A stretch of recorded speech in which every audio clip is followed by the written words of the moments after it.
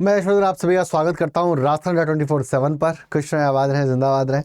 आ जाएं भाई सभी अभ्यर्थी, ठीक है ना। आप जो भी वीडियो देख रहे हो उस वीडियो के नीचे अगर आप मोर पे क्लिक करेंगे जाकर के, तो उस मोर पे क्लिक करते ही आपको एपेक्स 2.0 बैच दिखाई देगा। उस बैच पर जाकर के क्लिक करेंगे आप अगर, तो जैसे ही बैच पे जाके क्लिक करेंगे आपका ऐप डाउनलोड हो जाएगा, न्याय बैच, इसी वीडियो के नीचे। या फिर आप गूगल प्ले स्टोर पे जाकर के भी अड्डा 24/7 का ऐप डाउनलोड करें। वो आपसे सिलेक्ट और कैटेगरी पूछेगा, आप राजस्थान सेलेक्ट करें, स्टेट एग्जाम सेलेक्ट करें, राजस्थान सेलेक्ट करें, देन कोऑपरेटिव बैंक सेलेक्ट करें और जो है अपना एपेक्स 2.0 बैच लें। साथ ही आपको इस ऐप पे premium study material, job alerts, current affairs, daily quiz, subject wise quiz, power capsule, magazines, notes, videos, ये सब मिलेंगे। मेरा कोड है Y714, कोड लगा करके आप जो है वो कर सकते हैं, Y714, ठीक है। चले भाई। सहकारी सोसाइटी का प्रबंधन। किसी सहकारी सोसाइटी में अंतिम प्राधिकार इस अधिनियम और नियमों के उपबंधों के अधीन रहते हुए किसी सहकारी सोसाइटी में अंतिम प्राधिकार सदस्यों के साधारण निकायों में निहित होगा। अंतिम प्राधिकार मतलब अंतिम, लास्ट अथॉरिटी किसकी होगी, इस अथॉरिटी के बारे में बात करें कि अंतिम नियम, अंतिम प्राधिकार मतलब वो क्षेत्र जिस पर किसी अधिकारी का अधिकार है वो प्राधिकार कहलाता है, उसकी अथॉरिटी है ना, उसकी अथॉरिटी कहलाती है। The final authority in the cooperative society, the subject to the provision of this act and the rule, the final authority in the cooperative society shall vest in the general body of the members, ठीक है ना। The subject to the provision of this act, the rules, the final authority in a cooperative society shall vest in the general body of the members। स्थानीय सहकारी society अधिनियम 2001 क्या है, परंतु इस धारा की कोई बात नियमों के उपविधियों द्वारा किसी सहकारी सोसाइटी की समिति या किसी भी अधिकारी को प्रदत्त किन्हीं भी शक्तियों का प्रभाव नहीं डालेगी, है ना। मतलब भाई 2001 के अंतर्गत जो भी अधिकार दिए गए हैं, ठीक है ना, वो सहकारी सोसाइटी अधिनियम 2001 के ऊपर प्रभाव नहीं डालेगी, ठीक है। The Cooperative Society Act 2000 they provide that the nothing is the section shall affected any power conferred on the community if the any officer on the cooperative society by the rules by laws। वार्षिक साधारण बैठक कब होगी, है ना। तो प्राधिकार जो एक अधिकारी के पास रहेगा, मुख्य कार्यकारी अधिकारी हैं, उसके नीचे के जो अधिकारी हैं उनके पास जो है ये अधिकार क्षेत्र बना रहेगा उसका। वार्षिक साधारण बैठक कब होगी, प्रत्येक सहकारी सोसाइटी की वित्तीय वर्ष की समाप्ति से 6 मास की कालावधि के भीतर भीतर। मतलब एक वित्तीय वर्ष क्या होता है, अपने बात करते हैं 1 अप्रैल से 31 मार्च, 1 अप्रैल से 31 मार्च होता है अपना एक वित्तीय वर्ष, है ना। 2023-2024 वापस 1 अप्रैल को आरबीआई का एक वित्तीय वर्ष। तो एक वित्तीय वर्ष या 6 मास की कालावधि के भीतर भीतर, है ना, या तो एक वित्तीय वर्ष समाप्त होते हो तो एक बैठक हो जाएगी, या हर 6 महीने के अंदर एक बैठक हो जाए। साधारण बैठक के लिए विहित रीति से बुलाई जाएगी। विहित रीति मतलब जो सिस्टम है कि हर 6 महीने के अंदर अंदर एक बैठक हो जाए और एक वित्तीय वर्ष के अंत में एक बैठक हो जाए, ठीक है ना। समिति द्वारा आगामी वर्ष के लिए तैयार किए गए सोसाइटी क्रियाकलापों के कार्यक्रम का अनुमोदन होगा। जो भी सोसाइटी के आगे बढ़ने के लिए जो भी पॉइंट्स, रेगुलेशंस तय किए गए हैं उनके ऊपर बातचीत होगी। जो भी रीति मतलब जो भी प्रोसीजर्स हैं, जो भी पैरामीटर्स हैं, उनके अनुसार वार्षिक रिपोर्ट तैयार की जाएगी। तो क्या होगा, वित्तीय वर्ष की समाप्ति से 6 मास की कालावधि के भीतर भीतर, है ना, मतलब लगभग साल में 2 बार मीटिंग होगी, ठीक है ना। साथ में जो है वो जो रिपोर्ट तैयार की जाएगी वो पैरामीटर्स के अनुसार तय की जाएगी और हमेशा हर एक साल एक वार्षिक रिपोर्ट तैयार की जाएगी। The every cooperative society shall within a period of the 6 months from the end of the financial year convey annual general meeting in the manner of prescribed by the following purpose। भाई meeting क्यों होती है, क्या स्थिति है, क्या कुछ किया जा सकता है, क्या कुछ हो चुका है, क्या कुछ करना है, क्या कुछ नहीं किया है, इन सब विषय वस्तुओं के बारे में बातचीत होगी। तो एनुअल मीटिंग जो है वो आपका एक वित्त वर्ष खत्म होने से पहले पहले, जो फाइनेंशियल ईयर होता है आरबीआई का, उससे पहले पहले जो है वो मीटिंग कर दी जाएगी, ठीक है। चले भाई। Approval of the programme of the activity of the society the prepared by the committee for the coming year, the consideration of the accounts and annual report prepared in the prescribed manner, ठीक है। Next, विहित रीति से तैयार की गई परीक्षा report पर विचार और उसका अनुपालन, the consideration of the examination report prepared in the prescribed manner and the compliance therewith, okay. शुद्ध लाभों का व्यय, ठीक है ना। Disposal of the net profit, ठीक है ना। शुद्ध लाभों का व्यय क्या क्या होगा रिपोर्ट के अंदर। ऐसे अन्य किसी मामले के विचार जो कि उपविधियों के अनुसार प्रस्तुत किए जाए, है ना। तो रिपोर्ट में क्या क्या होगा, एक तो शुद्ध लाभ होंगे, एक कोई अन्य विचार जो मानक के अनुसार रखा गया हो।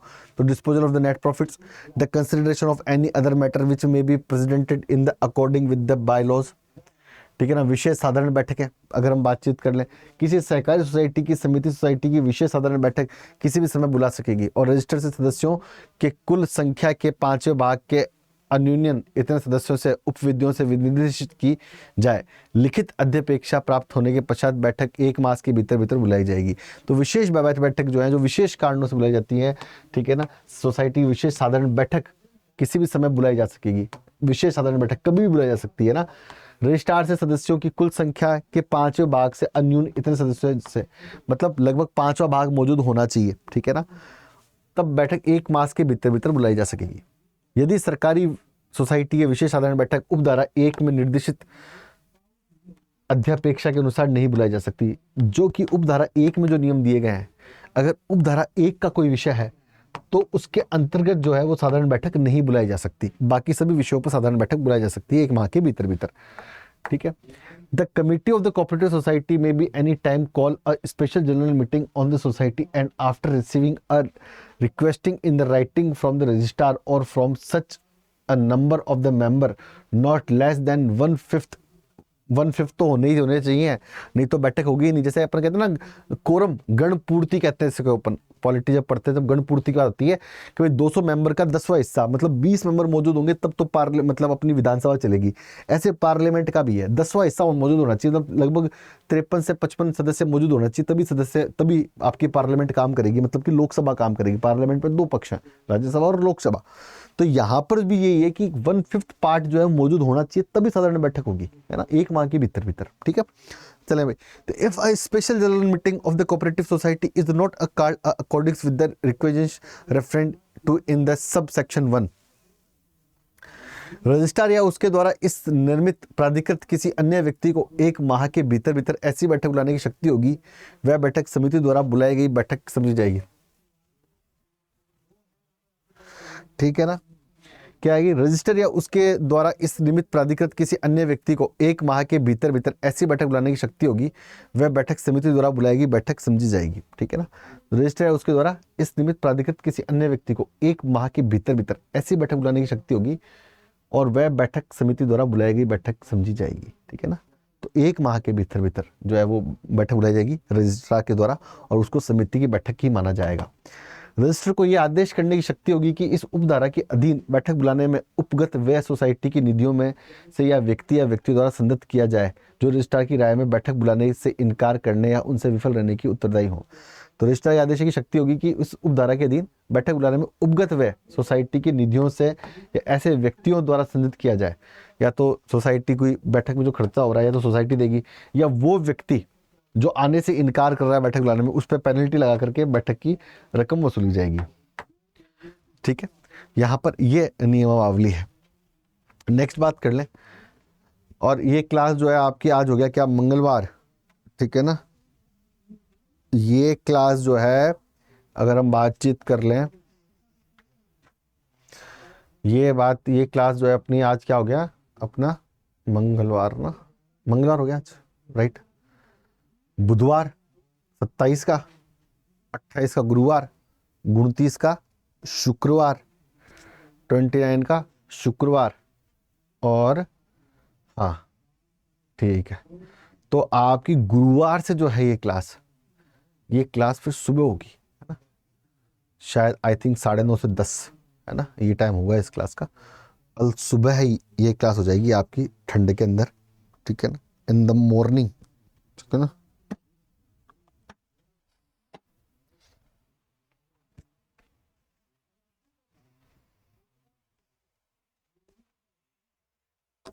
चलो भाई, and the register of the any other person authorized by him in this the behalf of shall have the proper to convey such meeting with a period of the 1 month, and such meeting shall be deemed to a meeting convened by the committee.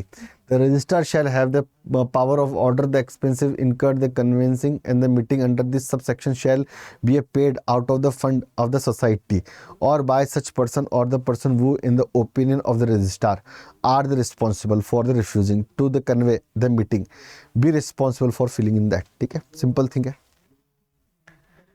समिति की नियुक्ति कौन कौन क्या क्या होंगे नियुक्ति, है ना, उन नियुक्तियों के संदर्भ के अंदर बातचीत करें। किसी सरकारी सोसाइटी का साधारण निकाय सोसाइटी के कार्यकलापों का प्रबंधन उपविधियों के अनुसार गठित समिति के न्यस्त किए करेगा, परंतु इस अधिनियम के प्रारंभ होने के पश्चात रजिस्ट्रीकृत सोसाइटी के मामले में ऐसे व्यक्ति जिन्होंने सोसाइटी का रजिस्ट्रीकरण करने के आवेदन पर हस्ताक्षर किए हैं, ठीक है, ओके, तो किसी सरकारी सोसाइटी का साधारण निकाय सोसाइटी कार्यकलापों का प्रबंधन उपविधियों के अनुसार करेगा, है ना, उपविधियां बाय लॉज के अनुसार, परंतु इस अधिनियम के प्रारंभ होने के पश्चात रजिस्ट्रीकृत सोसाइटी के मामले में ऐसे व्यक्ति जिन्होंने सोसाइटी का रजिस्ट्रीकरण करने के आवेदन हस्ताक्षर किए हैं वो व्यक्ति सदस्य होंगे।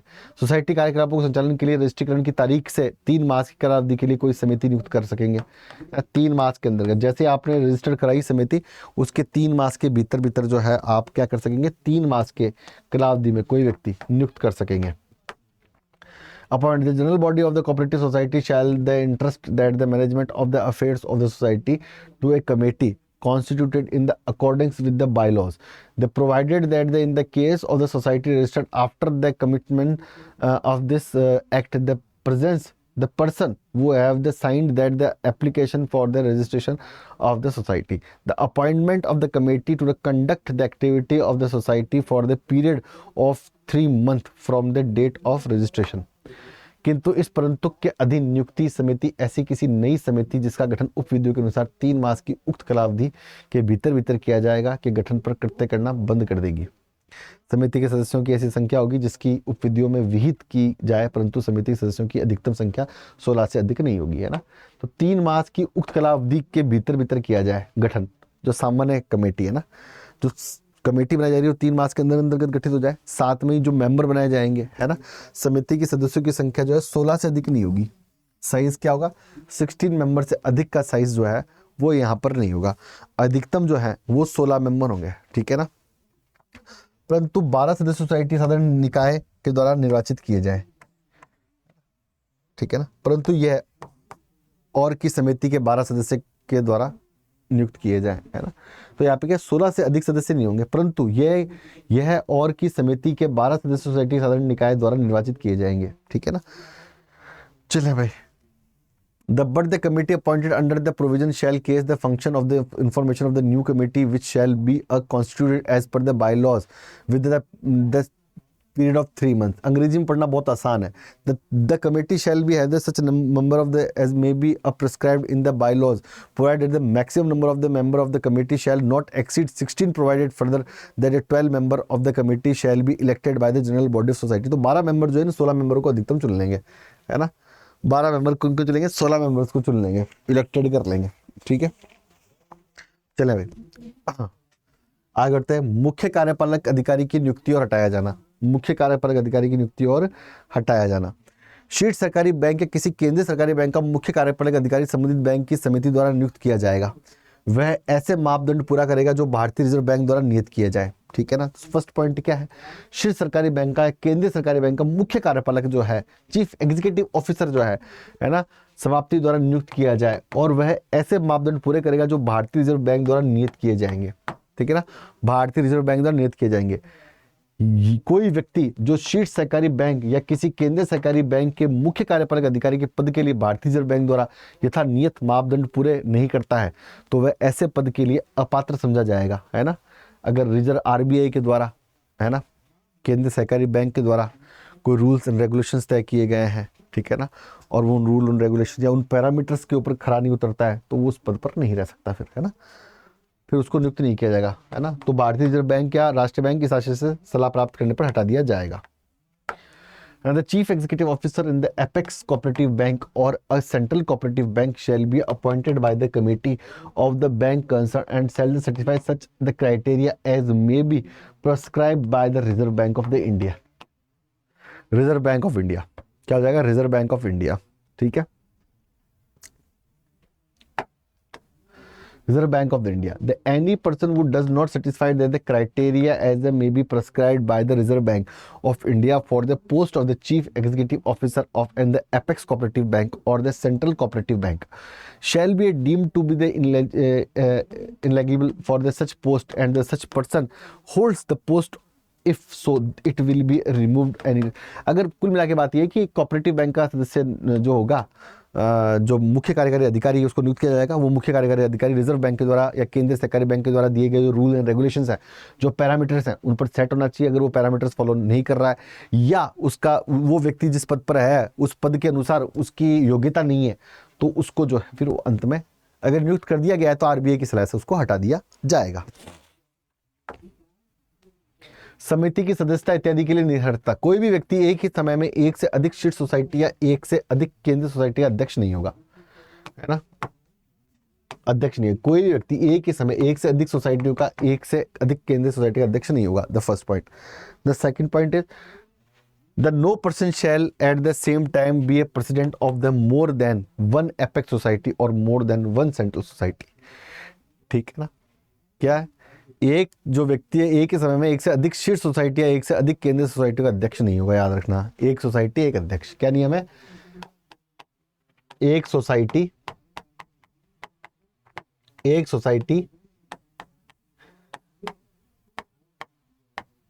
एक अध्यक्ष, एक सोसाइटी एक अध्यक्ष, ये रूल है। वन सोसाइटी, है ना, एक सोसाइटी एक अध्यक्ष, ये रूल है भाई। क्या रूल है, एक सोसाइटी एक अध्यक्ष जो है ये यहां पर रूल है। एक सोसाइटी एक अध्यक्ष का क्या है यहां पर, ये रूल है, बाय लॉ है ना। चले भाई, no person shall at the same time be a president of more than one apex society और more than one central society. सरकार द्वारा नाम निर्देश करना, जहां सरकार ने किसी सहकारी सोसाइटी की शेयर पूंजी के अभिदाय किया है या किसी सहकारी सोसाइटी को शेयर पूंजी के निर्माण में या वृद्धि में परोक्ष रूप से सहायता की है, जैसा कि अध्याय 7 में उपबंधित किया गया है। ठीक है ना, मूलधन के प्रतिसंधाय किसी सहकारी सोसाइटी द्वारा जारी किए गए सरकार द्वारा नाम निर्देशित, है ना, क्या क्या जो है वो निर्देशन है, प्रतिसंधाय या किसी सरकारी सोसाइटी द्वारा जारी किए गए डिवेंचरों या ब्याजों के संदाय की प्रतिभूति दिया है। मूलधन की रकम प्रतिसंधाय किसी सरकारी सोसाइटी को दिए गए हैं, उधारों और अग्रिमों पर ब्याज संदाय प्रतिपूर्ति दी गई है। The nomination by the government, the where the government has a contribute by the share और कैपिटल एनी कोऑपरेटिव सोसाइटी, जो गवर्नमेंट दे रही है। Has the indirectly assist by the formation increase the share capital of the cooperative society. Has the guaranteed the prepayment of the principal and payment of the interest and debenture issued by the cooperative society. Has the guaranteed to the repayment of the principal amount and the payment of the interest on loans and advance made to any cooperative society.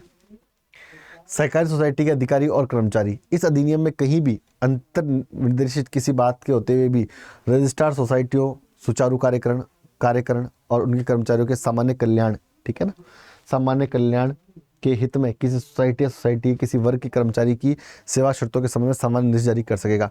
तो सहकारी society को ये अधिकार होगा कि वो सेवा नियम जो है वो जारी कर सकती है ना, सेवा नियम, है ना, सेवा नियम जारी कर सकती है स्वयं के ना। रजिस्ट्रार सोसाइटी सुचारू कार्यकरण उनके कर्मचारियों के सामान्य कल्याण हित में, जो कर्मचारी काम कर रहे हैं उनके सामान्य कल्याण हित में किसी सोसाइटी किसी वर्ग के कर्मचारियों के लिए सेवा नियम जारी कर सकता है ना। सेवा नियम, सर्विस रूल्स जिसे कहते हैं, वो जारी किए जा सकते हैं। क्या कहते हैं, सर्विस रूल जो है वो जारी किए जा सकते हैं। ठीक है ना।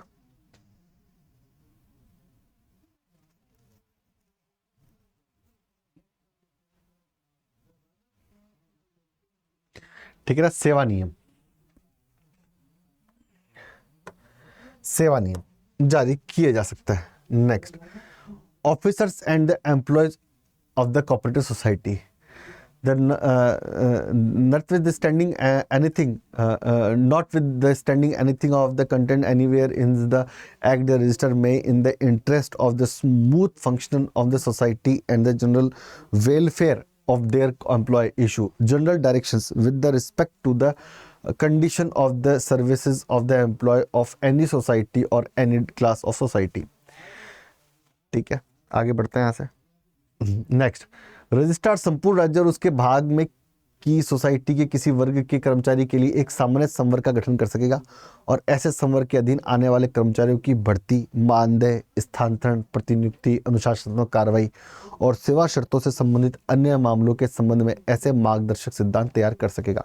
तो क्या करना है, रजिस्ट्रार जो है संपूर्ण राज्य और उसके बाकी सोसाइटी किसी वर्ग के कर्मचारियों के लिए, कोई वर्ग है ओबीसी एसटी जनरल के लिए कोई नियम है, कोई धर्म के कर्मचारी हैं उनके लिए अलग तरह से मानदेय तय करने हैं, ठीक है ना, जिससे उनको कल्याण हो जाए उनका, कोई भी नियम तय करना है ना, मानदेय, बढ़ती, जो भी सर्विस रूल है ना, जो भी सेवा नियम है उनको वो तय कर सकता है रजिस्ट्रार, है ना। वो रजिस्ट्रार हो सकता पेंशन देनी है कि पेंशन नहीं देनी है, किस तरह के लाभ देने हैं, किस तरह की CLPS देनी है, किस प्रकार की छुट्टियां देनी है, तो उनका यहाँ पर क्या किया जा सकता है, उनका यहाँ पर निर्धारण किया जा सकेगा, ठीक है।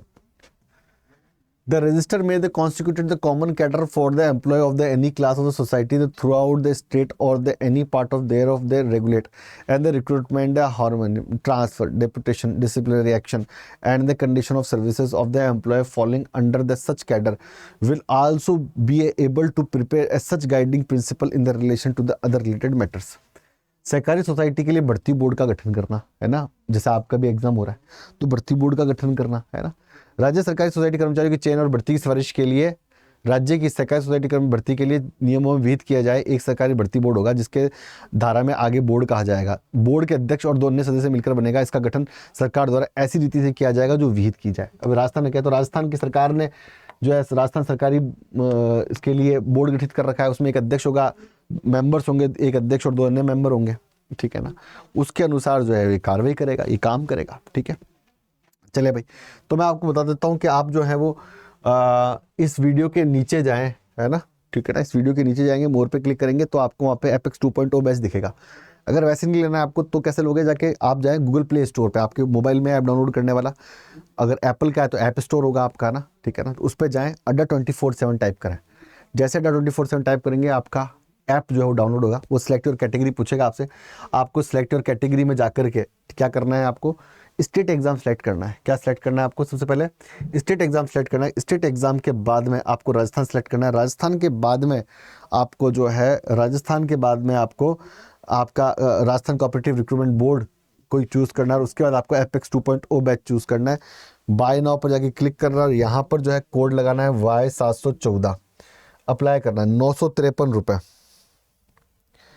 953 रुपये, ठीक है ना, 953 रुपये, ठीक है ना। क्या है, 953 रुपये। Y714 कोड लगा करके आप भी बैच ले सकते हैं। इसके अंदर आपको 300+ घंटे की लाइव और रिकॉर्डेड क्लासेस मिलेंगी, ठीक है ना। PDF आपको मिल ही जाते हैं इस बैच में, नोट्स आपको मिल ही जाते हैं इस बैच में, वीकली आपको जो है इसके अंदर टेस्ट मिल ही जाते हैं इस बैच के अंदर, ठीक है ना। और डाउट सेशन आपको मिल ही जाते हैं इस बैच के अंदर, है ना। और हमारी जो है मेंटरशिप आपको मिल ही जाती है इस बैच में। तो Y714 कोड का इस्तेमाल करके 953 रुपये में आज ही अपना बैच जो है वो आप लेवें, अपने काबू में करें। तो खुश रहें, आबाद रहें, जिंदाबाद रहें। नव वर्ष भी आ रहा है तो नए वर्ष के अंदर हो सकता है कि नई नई वैकेंसीज़ जो है वो आए, नई नई भर्तियाँ जो है वो आए, हम नई नई भर्तियों को देखें, ठीक है ना।